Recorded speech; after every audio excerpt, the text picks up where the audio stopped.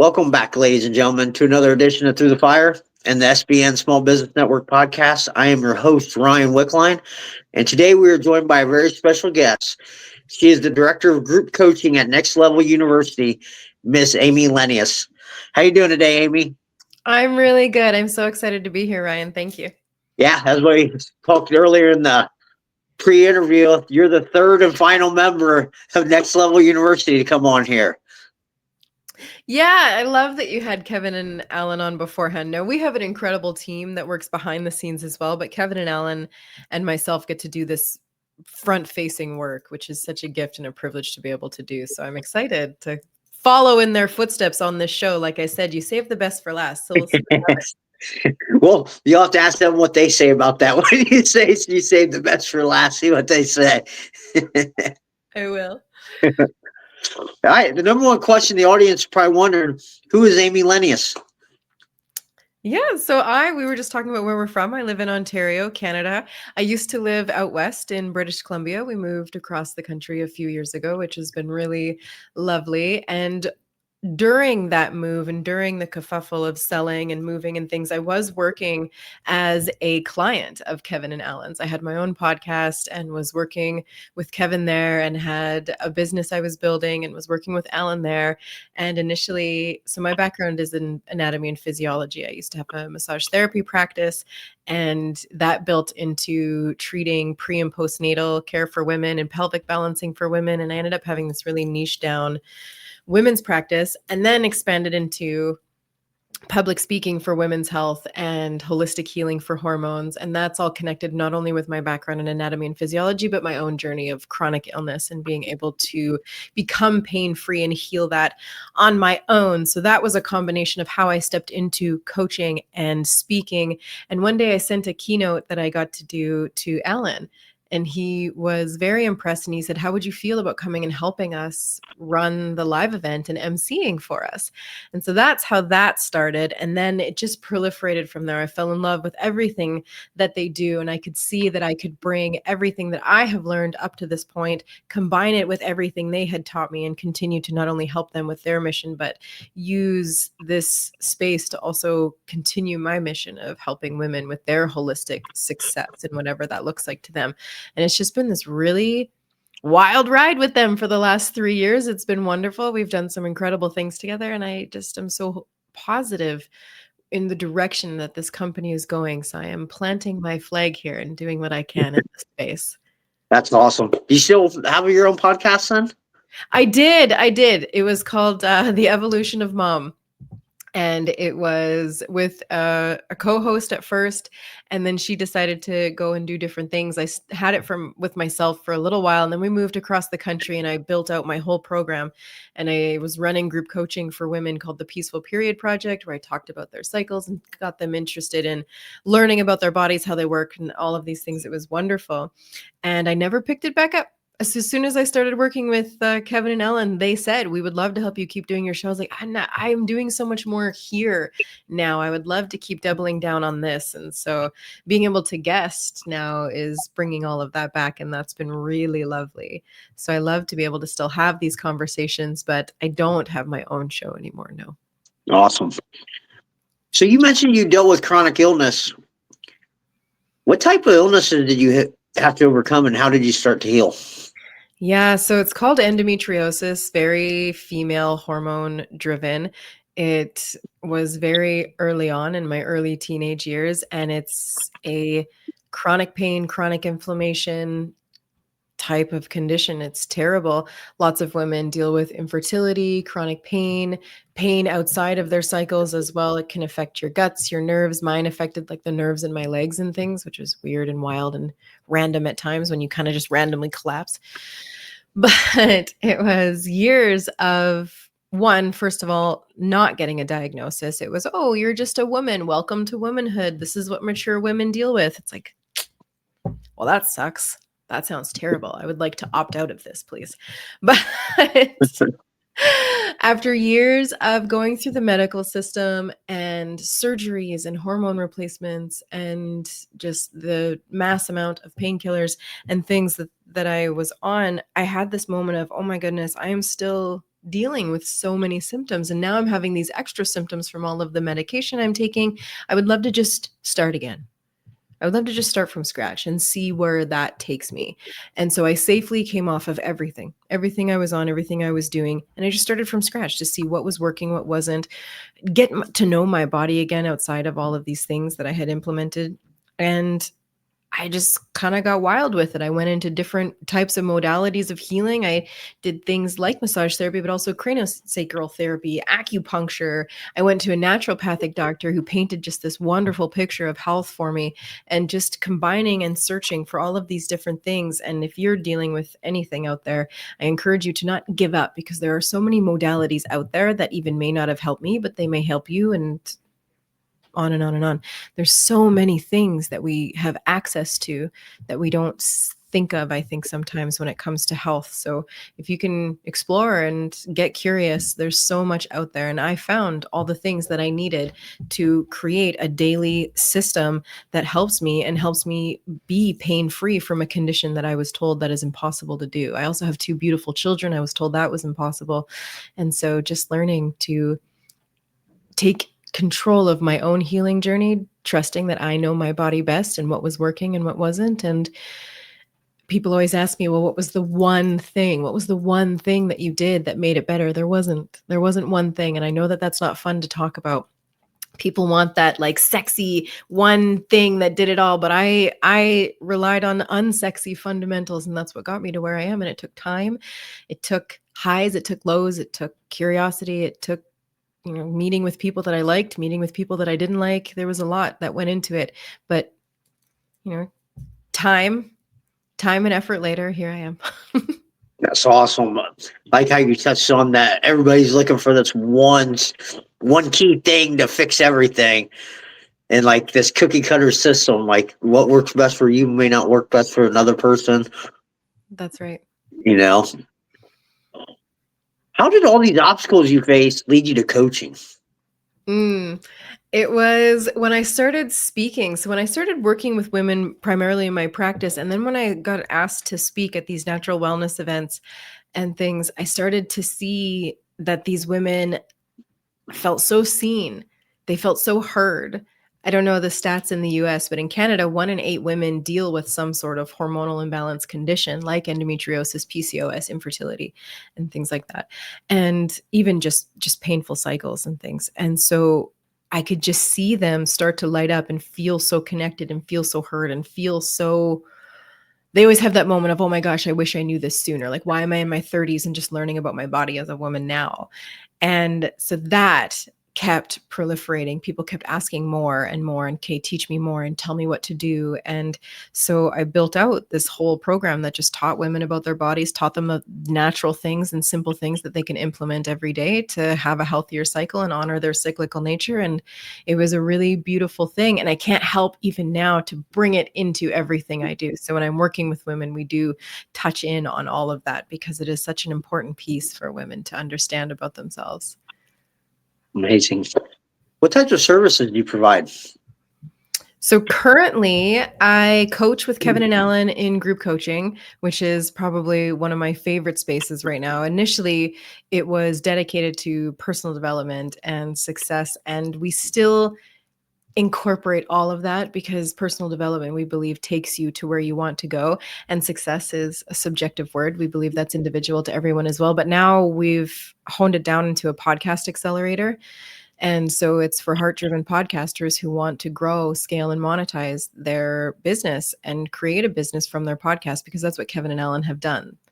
And we still, for the first 4 out of the 12 weeks, it's grow yourself first. So that's very heavily my section to shine. And then they double down. Kevin doubles down on the podcast section for the next 4 weeks. And then Alan triples down on the business section for the last 4 weeks. But it brings all of our gifts and skills into one program where we can really help people. And I think that's been one of my favorite things. Now, the goal eventually is to have one for personal development, one for podcasting, and one for business, and to obviously incorporate personal development into all of them. But that's the long-term vision. That's probably one of the favorite things I do. But I do offer one-on-one coaching as well. And we deep dive into fulfillment and self-belief and self-worth and learning to be consistent in the things that matter to you, and just deep diving into who you are and what your aligned life looks like. Core wounds, core aspirations, core beliefs. We do a lot of fun things. Sometimes it doesn't feel fun, but it is fun. Well, I think when you start talking about personal development and making people get out of their comfort zone, it's pretty scary for a lot of people. Yeah, it can be. And I think because a lot of people see getting out of their comfort zone as going from 0 to 10. And we never want to do that. Nothing going from 0 to 10 is never going to be sustainable. And you're always going to go back into your comfort zone, because from 0 to 10 is scary. So if you were to picture a 3-ring target, the center circle is your comfort zone. And then there's this little outer ring that is your growth zone. And then the third big ring is the anxiety zone. And so many people jump from the comfort zone into the anxiety zone, freak out, and go back to their comfort zone, convincing themselves that whatever they were trying to do wasn't for them, or that they're the problem, they suck. When in reality, they just didn't have the accurate steps they needed, or sometimes the humility they needed to just take one step, one little step into the growth zone, to see where that takes them and to build their capacity and then expand. And so that's where we see a lot of people meet their ceiling of their level to be consistent, is because they're jumping all over the place. And when in reality, if you can just get 0.1% better each day in the things that matter to you, it's going to make all the difference and be more sustainable for you. I like how you talked about humility right there. Why do you think people need to be humbled a little bit more before they can reach their goals? Yeah. So humility, just an accurate sense of self, not who you want to be or who you even are going to become, but an accurate sense. If you have never been able to consistently, let's use fitness as an example. If you've never been able to consistently work out every day, let's say for a half hour, but you've always wanted to, and you keep jumping from 0 to a half hour or 0 to an hour because you think, oh my gosh, well, I'll just double down and do more. But if you can't do that every day and you haven't been able to be consistent with it, that takes humility to say, okay, I've actually never been able to do that. I need to drop it down to 20 minutes and see where that takes me. Or maybe I need to drop it down to 10 and see how long I can do that for before I bump it up as I expand my capacity to do so. Yeah, you just talked about that self-awareness part. That is one area that I see a lot of people lacking. How can people dive in and become a little bit more self-aware? Well, self-aware, I mean, there's so many. Self-awareness is such an umbrella for so many things that you can do. But I love helping people start with, okay, well, what are your core values? Let's uncover what those are, because those, we all have them. It's whether we know what they are or not. And then how can you start living your life through that lens? How can that help you make decisions and be in more aligned spaces, places, things, ideas, people? It's amazing. And so, like Brene Brown, for example, has an incredible list. You can just Google Brene Brown core values, and you can print that list off and just highlight the ones that really speak to you, or cross off the ones that don't. And then you start to paint a picture. Now, if you're very much a feminine mind, we like to love all the things. We like to believe that we can be and do all the things as well. And so you'll start off and you'll highlight like 30. We recommend 3 to 5. So same. I highlighted like 30 and I was like, okay, I need to condense these. And so what I did was I started to compile them into headings. Well, these ones all really fall under what I would call freedom. The ability for time freedom, the ability, like if you look around my entire life, we live out in the country, we have chickens, we homeschool my children, I work from home and run my own schedule. And you can just see it in every aspect of my life, where when I feel the most aligned, it's because I have the most freedom to do the things that I want to do. And that's my number one core value. My number 2 is love. I think love's so important. I think we need to lead with love. I think we can give love and grace to others. And I think it's a really important thing, as well as it is something that fuels me deeply to be loved and to give love. And then growth is my third one, expanding myself constantly. I'm not fulfilled and in alignment. I don't feel as good as when I'm not growing, or when I'm growing versus when I'm not growing. So I like to listen to podcasts every day or audiobooks every day or do something to expand myself every day. And I love to help others do the same. And so that shows up almost in every aspect of my life. And when I start to go against those things, I can feel misaligned, even though the idea of going to this place sounds like a great idea. Why didn't that sit well with me? The idea of volunteering for this thing sounded like a great idea. Why didn't I feel good afterwards? The more you can understand the things about yourself, the more you can start running these filters through your life. So now when I look at that, my number 4, if I really wanted to expand, is integrity. But I took that list and I compiled them into words and headings that made sense to me. And I encourage people to do the same, because then you can just have this clear pathway and this lens that gives you an insight into you and gives you permission to make the choices that actually feel the best to you. So core values is a really powerful place to start. Yeah, you talked about misalignment there a little bit. Is that what kind of leads to more burnout in people? I think burnout comes from a bunch of different things. Burnout comes from overwhelm. Overwhelm, I think, gets misunderstood. Typically, I find overwhelm isn't when we're doing too much. It's actually when we're doing not enough of the things that actually matter. And it's taking us out of the things that actually matter. We're doing too much of the busyness, the superfluous, the things that don't matter, and we're not doing enough of what does. And so that's when people get overwhelmed, when there's too much chaos. And the burnout, some people don't recognize their cues in their bodies. That's something that's really important. Again, people can just go, go, go, go, go until they can't. That's that going from 0 to 10. You're going to go from 0 to 10 and be forced back to 0. And so knowing your cues of when you start to feel down and out is really, really important. So I have something that I call nothing and no one days. And those are very important days for the amount of output that I give throughout the week. Now, my husband and my children don't count. I love them. They're my favorite people in the whole world. So they get to be a part of nothing and no one day, but that's it. So what do you kind of do on those days, on nothing and no one days? We relax. We catch up on some things around the house, but we never do anything that's too crazy. We spend time in nature. We go for walks, and I get to curl up and maybe watch my favorite show, or just, it's nothing. It's the simplicity of nothing and no one, and just the things that we love. Yeah, that's one thing that I kind of need to start incorporating in my life, is the nothing and no one days where I kind of just get away from everybody. I'm one of those go go go types of people. Yeah. Yeah, which can be tough. It's tough to do nothing for people who are growth oriented, who are busy and things. So it's almost like this thing that we need to do to force ourselves to slow down, but still trust that we can accomplish things on those days. We can still accomplish, like I still learn, I still listen to a podcast every day, but it's a slower morning, it's a slower feel. It's it's purposeful peace. It's purposeful. Yeah. I would say purposeful peace, actually. That would be a really good way to frame it. But it's intentional, and you can still get stuff done, but the intention is to honor what you need in that day as the human, as the individual that you are, so that you can keep pouring outwards for the next little while. Yeah. So what are the 3 pillars you believe create true lasting fulfillment, and why these 3? Fulfillment or success? I have 2 that each have 3. I think you're okay. We're going to go with the 3 pillars of success, because I think that's so: self-belief, self-worth, and consistency. Yeah.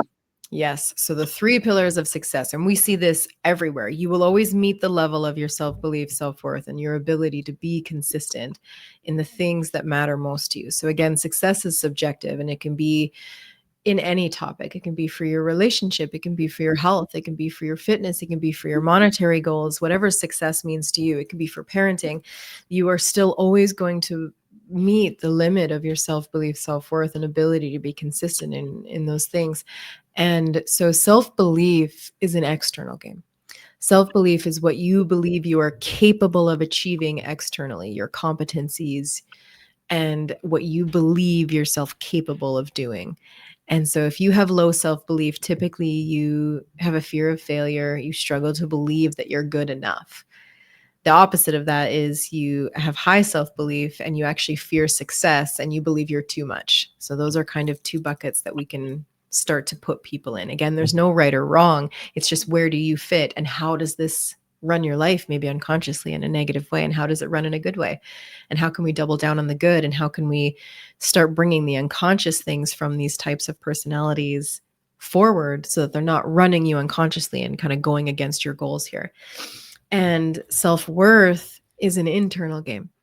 Self-worth is how worthy you feel of these things. And it sounds crazy to say it out loud. Oh, I don't feel worthy of feeling healthy. I see that in the chronic illness space all the time. I don't feel worthy of making the money that I potentially could make. I don't feel worthy of pouring into the people that I pour into. Logically, it sounds ridiculous when you say it out loud, but there's parts of the brain that deeply believe that.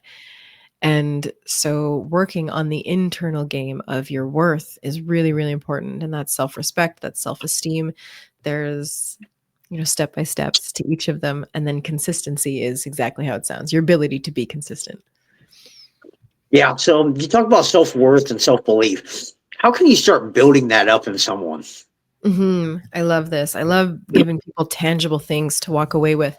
So self-belief is a really simplistic formula. It's just basically keeping the promises you make to yourself and then tell yourself that you did a good job when you did.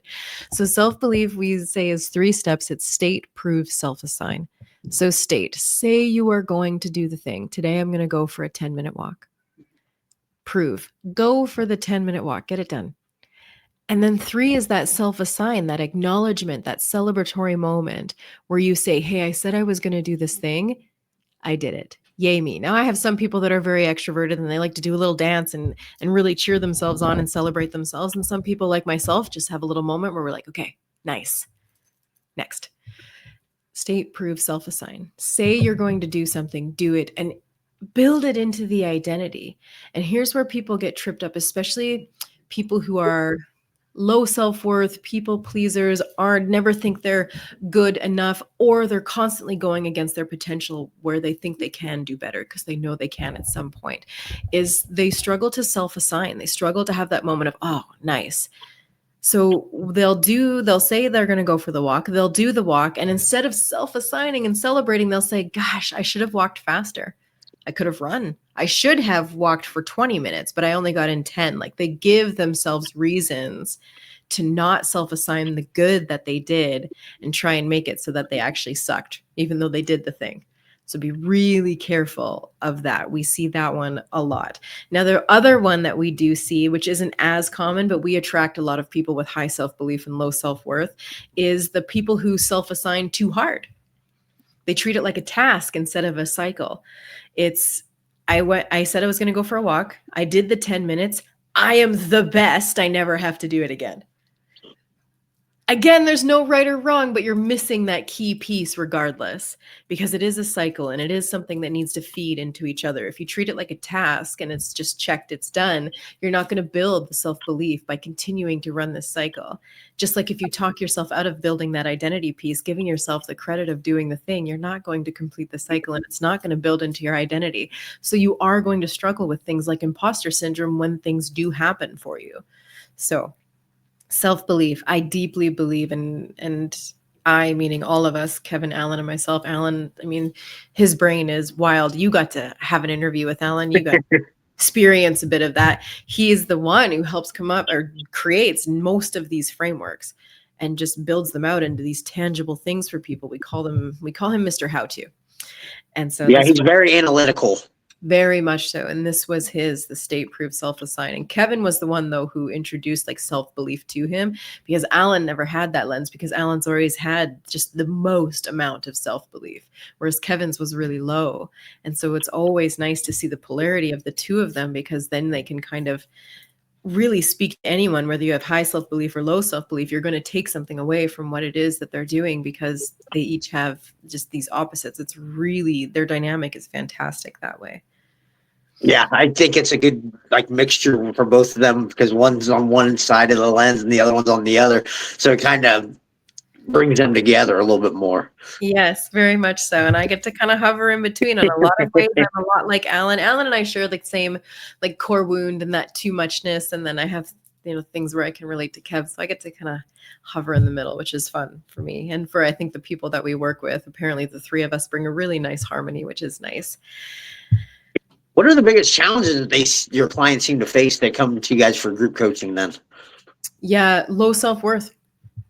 because they're all very heart-driven people.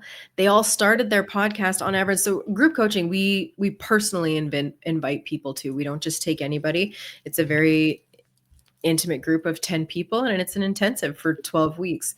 And we want to work with people who we deeply believe are heart driven and want to do good in the world. And so typically people who are like that will do, but struggle to do anything for themselves, or to not appease to everyone, or struggle to take money and struggle in sales because they're, again, such high achievers, but low self worth.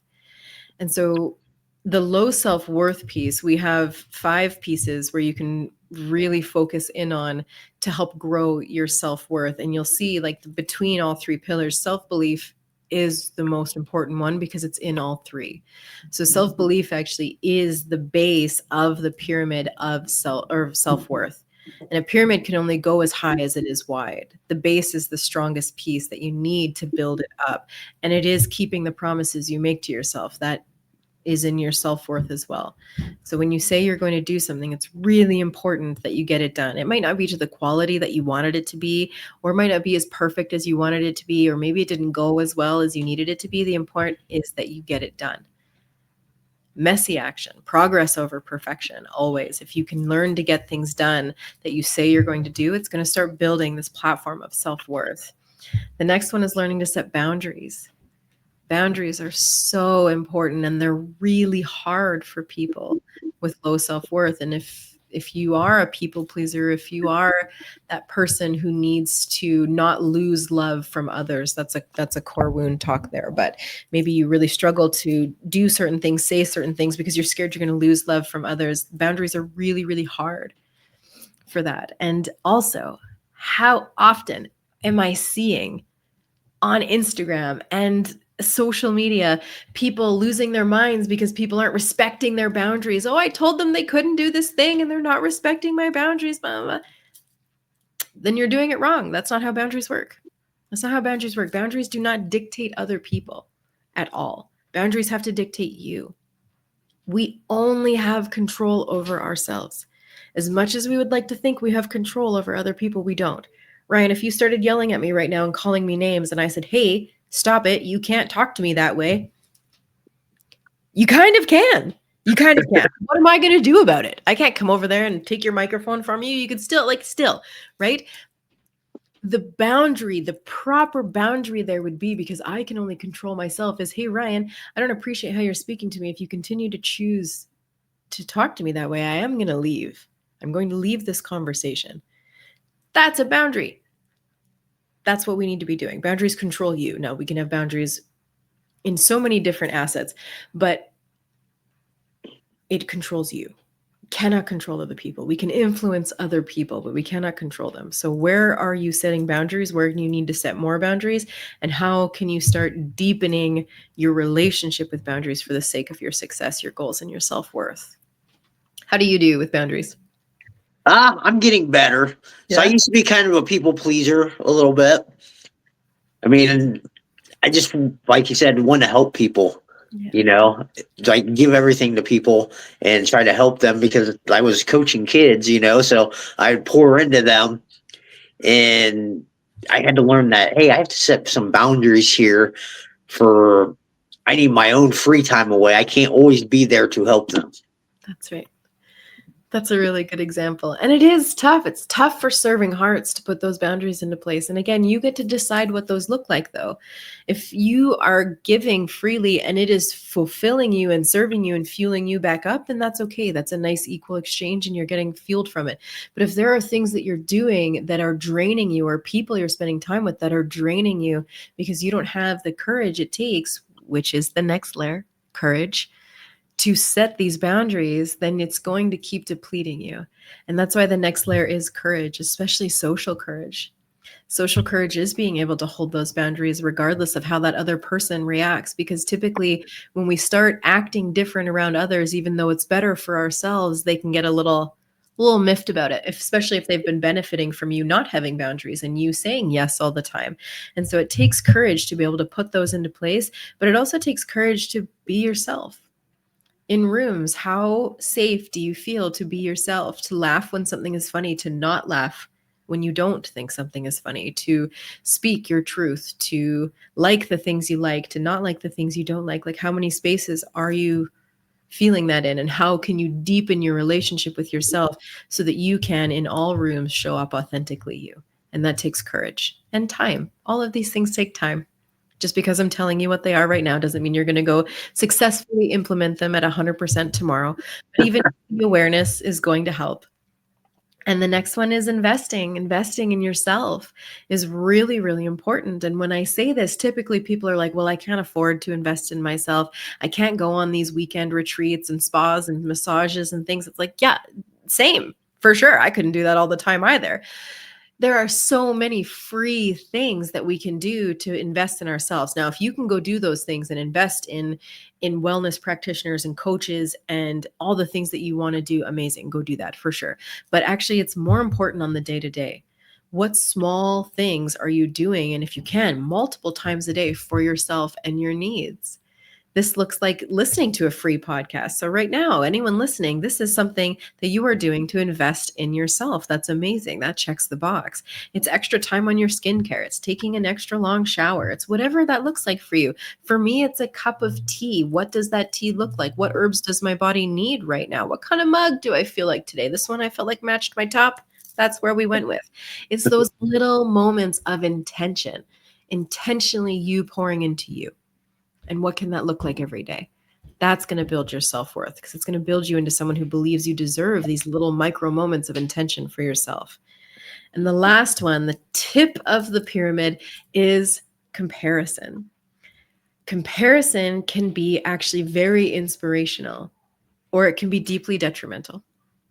So we want to compare in an inspirational way. We want to compare to someone who is ahead of us in the things that matter most, in a lifestyle that is similar to ours, in a situation that is similar to ours. We always want to compare apples to apples instead of apples to eggplants. It's not the same. I don't want to be comparing my journey as almost 40 mother, homeschooling, country living, all my lifestyle stuff. I don't want to be comparing my lifestyle to a 20-year-old woman who doesn't have children, who lives in the city. It would be entirely different. And maybe I love her morning routine and I think, oh my gosh, I suck so bad because I haven't been able to do that. When in reality, her life is entirely different than mine. That is not a healthy comparison. But if I can look at a woman who's ahead of me who also has children, has similar values and things that I do, but she is crushing, let's say, her fitness or her morning routine, I can look at that and be like, oh my gosh, if that is something she can do, I can learn to do that as well. So are you comparing for inspiration and joy, or are you comparing at a detriment, and how can you start healing that? Man, right there, what you just said. I mean, it is so hard for people to look at and compare and be like, hey, if they can do it, I can do it too. Instead, they look at it and say, oh, look how much further ahead that they are than I am. That's right. And you're already setting yourself up for failure if you're looking at it that way. So look at the guys. The guys have a daily podcast. Kevin and Alan have a 7-day-a-week podcast and each have other shows. Like Alan does 9 episodes a week if you combine all his shows. Kevin does 8, plus all the other shows that they go on. They are excellent at what they do. They are themselves, like their own show has over 2,000 episodes. So, of course, they're further along in the process than someone who is in their first 20 episodes. But if you're just coming into podcasting and you look at these guys 8 years in doing what they do and say, oh my gosh, they're great. I'm not like that. I shouldn't even have a show. No. Go back to their first episode. Go back to the first 100. Go see how they were then compared to what they are now. And you will see what is possible with enough time, effort, intention. You can do it too. But you have to give yourself a successful start by not comparing to people who are years ahead of you in their journey. Always go back to the beginning and see what they were like. And I guarantee on average, because of the access we have to information and skills these days, you're probably going to be doing better than even the average person was at the beginning. Yeah, especially if you hire a coach with somebody who's been actually through that process. I mean, that just speeds up that timeline and everything for you. That's right. That's basically what you're paying for. It's like, hey, you've been on this journey. you know what to do, what not to do, and you took the time and effort to figure that out. I'm paying you to take that time and effort out. Tell me what works, tell me what doesn't. Yeah, I mean that's like you touched right there with the personal development thing, hiring a coach or mentor or getting somebody like that to help invest in yourself. Yeah, very much so. And there's something I feel genuinely for every budget.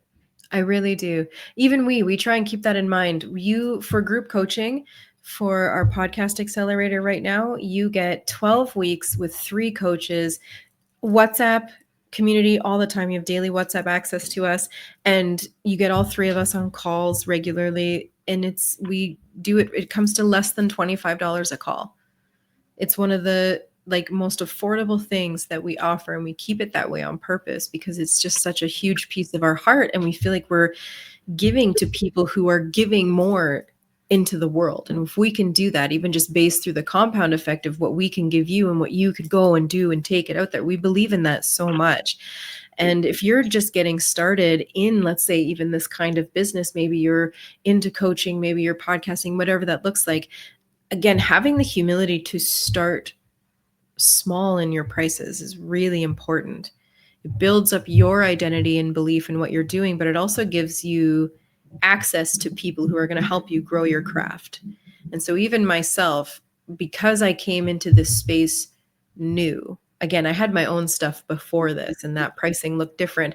But because I came into this space kind of as a new face, I couldn't bring what people valued of me and expected people to pay what they were paying over here into this space. That would have been really arrogant of me. So I only actually charge $47 an hour currently for my coaching. And I still offer first calls for free. And every couple months, I offer 2 spaces of 4 calls for free. And I find a lot, and we all do that. We all do that in some way, shape, or form, because there is just not only so many people to help and so much good to be done, but we can help more people that way. And it flows into business really, really nicely. And so if you're out there building a business and someone says, we'll just add an extra zero, that's not going to help you. That's not going to help you build a sustainable and successful business. And I think people get a lot of crappy advice out there. And again, yes, we are all intrinsically worth things as a human. We are all worthy. But in the market, how worthy are you? How have you shown up? How valuable are you in the marketplace, basically, is how you need to be doing your prices and things, because I think we get a little inflated there and we don't bring enough humility to that. You need to earn value. And so that's also, I think, a big piece of not only when you're looking for growth, you can invest in people who are going to give you, again, I don't want to say cheaper, but it's the only word that's coming to mind. Again, we're only in the first half of the caffeine of the day. But it's how can you find something that's in your budget for you? And then if you're on the opposite end, how can you offer things at a reasonable price to help others and to build your value in the marketplace? Yeah, I've also found out that like working with some people that maybe couldn't afford it as much, they're a lot more hungrier to make the changes than the people that are like have the more money to throw around because they're not as committed. Yeah. Yeah. And if you're just getting started, it's a beautiful thing to invest in. It really is, because there's so much out there. There's so much out there that you can get lost in. And I think there's a lot out there that tells you that this journey of personal development and self awareness is all momentum and sunshine and rainbows and good feelings and excitement. It's not. No. It's not at all. And if you're only getting that half of it, you're not getting the full picture. And then what happens, you know what I see, Ryan, is I see people say, I suck at this. This must not be for me because I'm having some really hard days with what I'm learning. I'm having some really hard times about what I'm feeling and what I'm feeling within myself and the realizations I'm having and the shame around some of the things that I'm feeling that I've uncovered within myself. And all I can tell those people is, oh my gosh, good. That's amazing, because genuinely that means that you're diving into the stuff that actually matters. And those hard days are the days that are actually going to grow you even more. There's a duality there. Yes, there's fun and there's momentum and there's growth and there's exciting things that can happen in personal development and self-awareness and things, but there's also the duality of this darker side of it that is just as important, if not more. And so if you're having those down days, I think people give up. They give up too soon because they see people on the internet just out there living their best lives, positive, great all the time, when in reality that's not the full picture. If you're doing deep work, if you're doing personal development work, there are going to be some hard moments. And I would argue that you are doing something right if that is the case.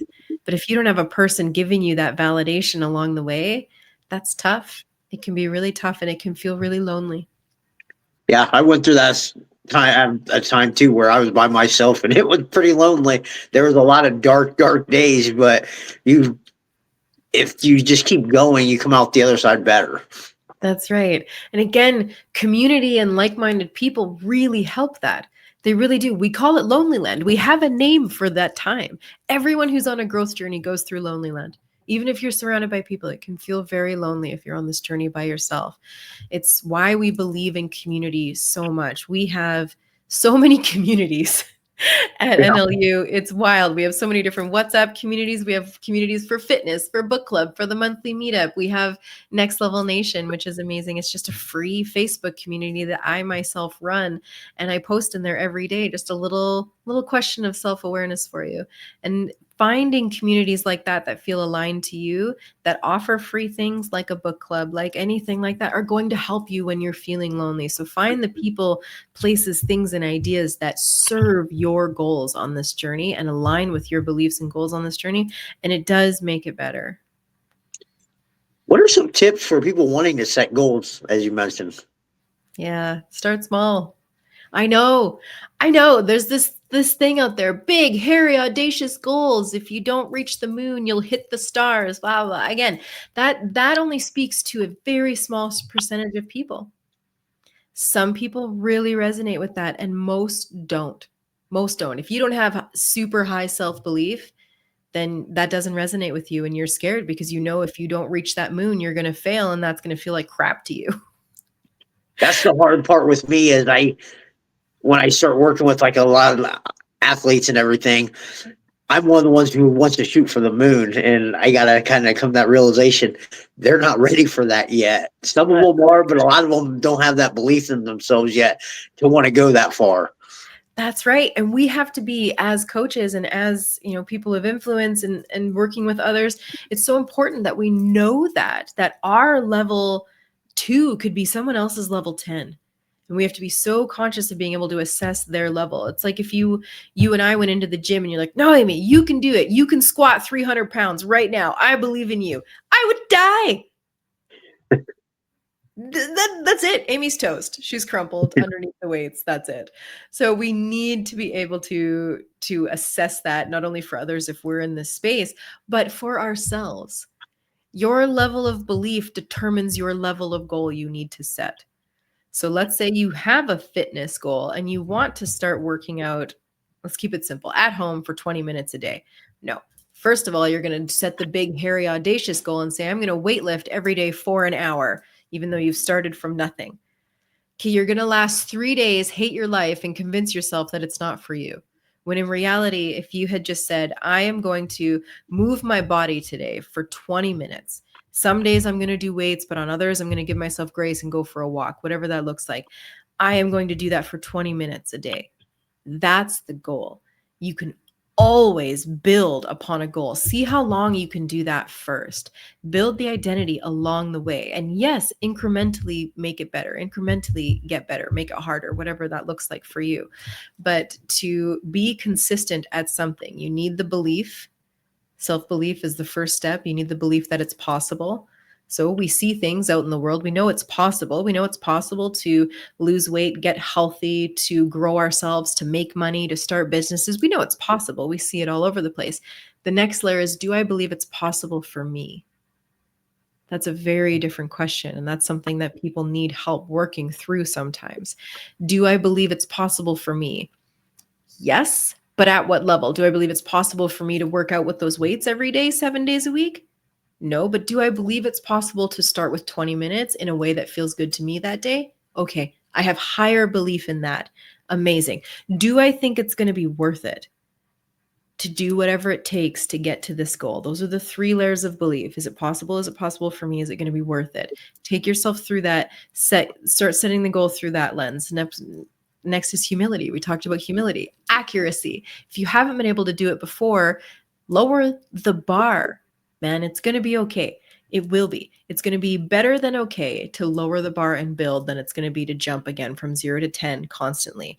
I will genuinely bet on people that can give me consistent 30% days over people who give me spotty 100% days. I will always bet on the person that can do the 30% consistently.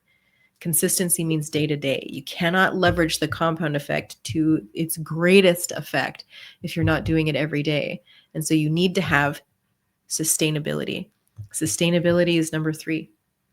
How sustainable is it? If you can't do it every day, it's not sustainable.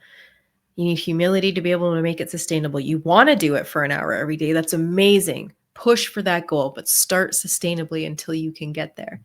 So it needs to be in a sustainable way. And the next is adaptability. So Alan came up with this framework initially, and I was the one who got to help him collaborate into this one. I said there needs to be an adaptability factor because life is reactive. Life is very reactive. Now, Alan has a very high setup where he has a lot of control over his time, his environment. The only variable he has really is pets sometimes. But some of us have a lot of other things. Some of us have children. Like there's just so much going on. Or if someone gets sick, if something happens again, the days can become reactive very quickly. And so how can you adapt so you can get this thing done consistently? Sometimes you need to have a pivot moment. It might as well just be called grace. Sometimes you want to do the thing first thing in the morning, but your day goes off the rails. So how can you adapt and pivot and get it done later, even if it's not as good as you would have done it earlier? It's still better than getting it done than not doing it at all, which takes us to number 5 of consistency, which is just grit. It's just grit. Sometimes you have to have a moment of KF my feelings. I need to get this thing done because I said I would and I'm committed to doing it. And again, even if it's half-ass compared to how you would like to have it done, 30% is still going to be better than 0. And so how can you grit it out? And that's where you can start setting yourself up for some really sustainable and great goals. I think that's where most of the growth happens too, is on them 30% days when you give everything you have on them 30% days. That's right. Over where you actually have it all like 100%, where you can give 100%. I think those days of only giving 30% is where like the true growth happens for you. I think so too. And I think we all need to acknowledge that our 100% looks different every day. If I only have 30% to give to you, I'm going to give you 100% of that 30%. But it's going to just look different than the days that I have 100% to give and I can give it. And so that right there just gives so much grace and permission to take messy action and embrace progress over perfection for the sake of your goals. Yeah. So what inspired you to become a professional speaker? I had a message. It's so funny because people fear death on average more than or less than they fear public speaking. Yeah. And so I see you in that as well, because same. When I was getting my education, I learned early on that I had to not only have a case study thesis to present at the end of my schooling, but I had to present it in front of people. I couldn't just type it out and hand it in and do my, my hours that it required the physical part of it for treating people and then write it down and give it to somebody. No, I had to present it to the class at the end of my schooling. And I was like, oh, that's it. I'm out. I'm not doing it. I'm not going to do it. But I stuck it out and I got it done. And it was okay because these are very intimate programs. And by the end, you kind of know everybody. But I was not much for speaking ever either until I had something to say that I was so convinced was something that was so important that so many people needed to hear. And I kept getting really positive feedback as well. I talked in really small rooms to start. I would talk to women who were on my table to begin with. And it just kept fueling something in me that, oh my gosh, every time I teach this to somebody, they tell me it is completely life changing. And so more people need to hear it. And so the more powerful of a message you have and the more conviction you have that people need to hear it, the easier it's going to be to step in front of people. But again, we never want to go from 0 to 100. You don't want to go from nobody to 2,000 people. That's really tough.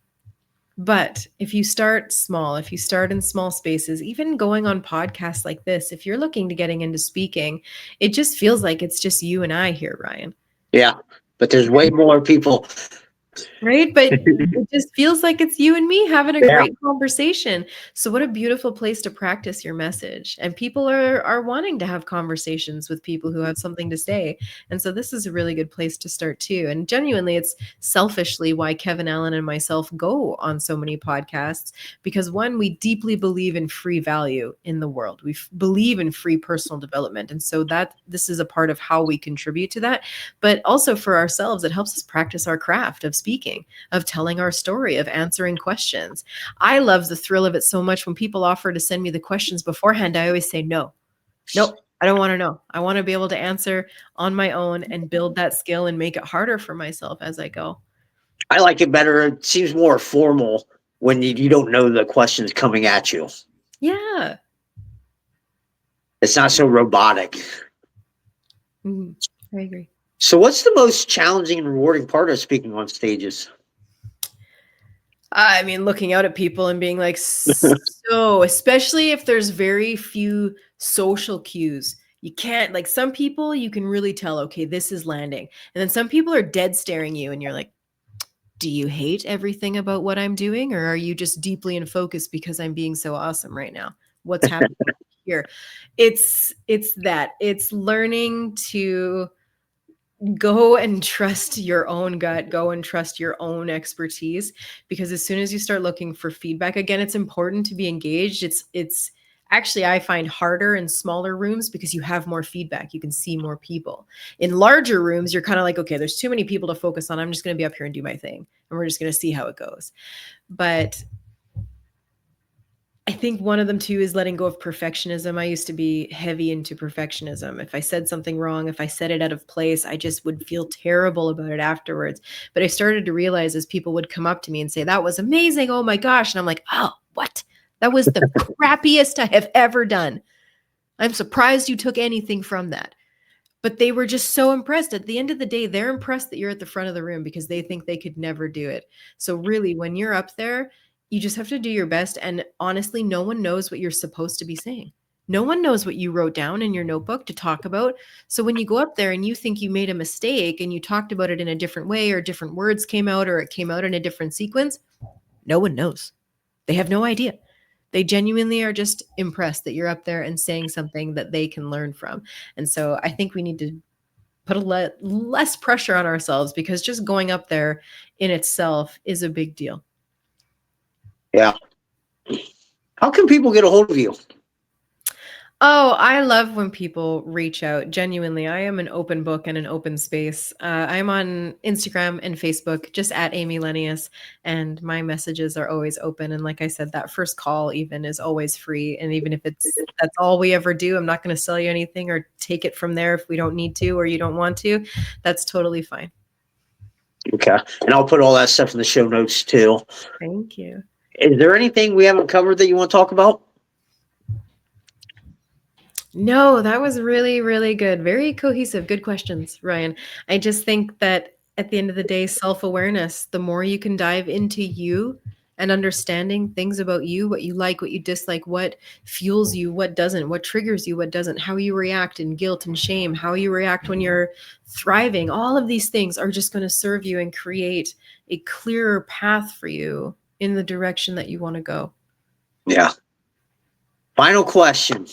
What is one piece of advice you'd like to leave our listeners with about overcoming adversity? That you have to go through it. You cannot go around it. It's one of those things where when you're in it, when you're in the muck, I know it's hard, and we can always look back 2020, like everything that I have gone through that I would consider adversity, I can look back on now with clear eyes being like, okay, I made it through and I learned so much. And I am now the person I am because of that. And the more reps you have of that kind of, okay, that was hard, but I made it. That was hard, but I made it. When you're again in the harder moments, you can sit there and be like, God, this sucks right now, but I have so much relevant proof or recent and relevant proof that I have made it through this thing.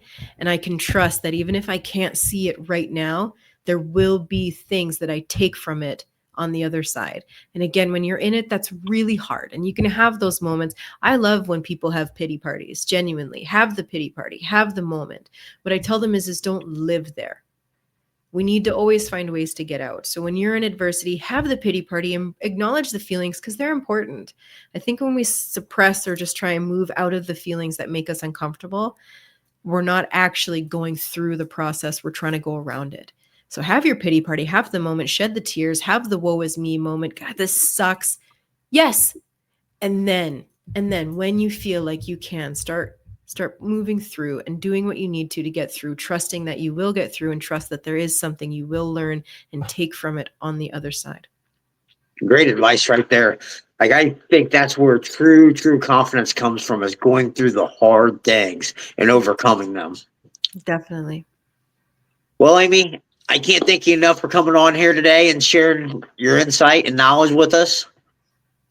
Oh, I appreciate this so much, Ryan. I love that you've been able to have all three of us on. It's one of our favorite things to all go on the same shows, and we actually only all go on the same shows when we give each other feedback saying, "Hey, this was a really good show to go on. This was an aligned show for us. This is worth our time and energy to go on this show." So obviously you were one of those people if you've had all three of us. So thank you so much. We deeply love and appreciate the work that you're doing. Hey, I appreciate you guys so much. Well, guys, that's going to be all the time we have here. Remember, the only way to get what you want is go through the fire.